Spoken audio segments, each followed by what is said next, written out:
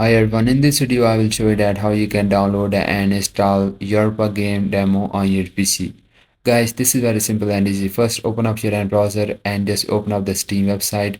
Just search for it and open it, and you will see the login option on the right hand top. Just click on that and just sign into your account.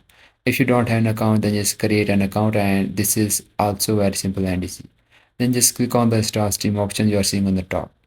Now guys, simply download the Steam and install it into your PC, and this is also very simple and easy. After that, simply open up the Steam, then log into your account, then click on the top search box and just type with the Europa game, and this game appear on the top. So simply open up this game. Now once you open up the Europa game, now here just scroll down and you will see the option of add to library. Now just click on the option of add to library. This is the demo version of this game. You can play this demo version if you want to play, then just click on the OK.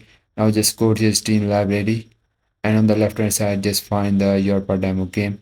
Now once you find it, then just click on there, then just click on the install, and this is how you can download and install this game.